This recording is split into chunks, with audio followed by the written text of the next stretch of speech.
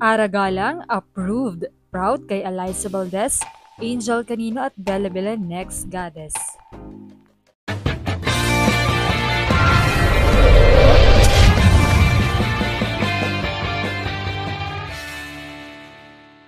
What's up, Volleyball Nation? Welcome back to my YouTube channel. Narito ako para magbigay sa inyo ng updates tungkol sa mundo ng volleyball.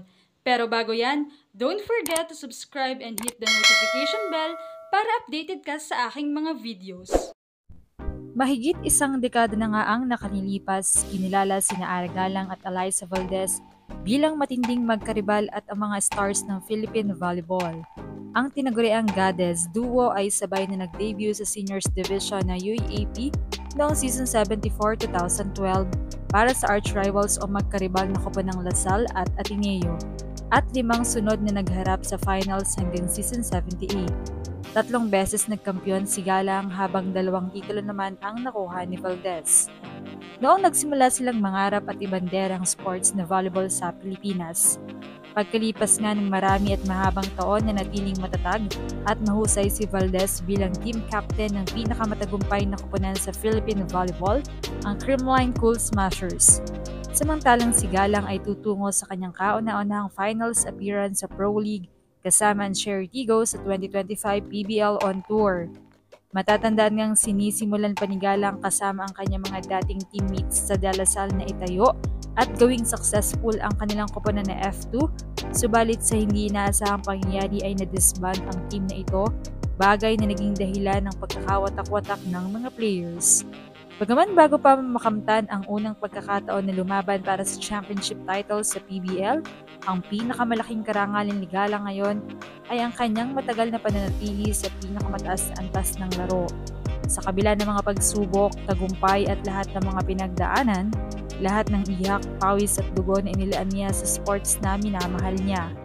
At masaya siyang patuloy na nakapagbabahagi ng tagumpay kasama ang dating pinakamabigat na karibal sa kolehiyo. Kahit pareho na silang nasa 30s. Masaya ako na hanggang ngayon magkasama pa rin kami ni Eliza sa industriya dito sa sports na talagang gusto, minahal at patuloy naming minamahal. Kahit papaano nakakaya pa naming makipagsabayan sa mga batang generation. Nakakatuwa at nakaka-proud na patuloy pa rin kami naglalaro sa paborito naming sport na volleyball. Hindi na nga ako outside hitter ngayon, opposite hitter na ako.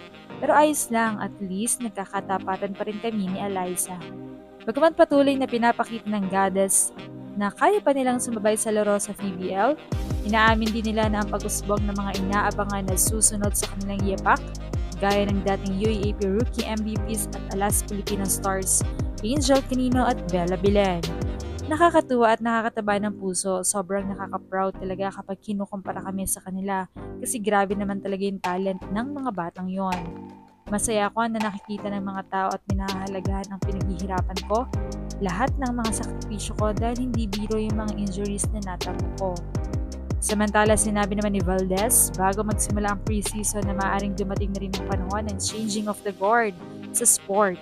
Normal lang ang pagbabago, kaya tinatanggap at niyayakap ko ito. Sa tingin ko, darating at darating din ang oras na mangyayari ito. Lahat ng mga batang ito maglalaro na rin sa Pro League. Habang tumatagal na daragdagan ng edad namin, hindi na kami pabata talaga. At yung mga batang yon, time naman nila upang ipakita ang talent nila. Paano ako makakasabay? Siyempre, ginagawa ko sa inspirasyon para mas pagbutihin pa. Manatiling disiplinado at ibigay ang best ko sa bawat laro dahil gaya nga ng sabi ko, tumatanda na kami so yung mga opportunity na ipasok sa court to play kailangan pagbutihin at namnamin. Yun talaga yung gusto ko, ibigay yung best ko. Kaya naman, anong masasabi niyo dito? Leave a comment below. Thank you for watching and don't forget to subscribe.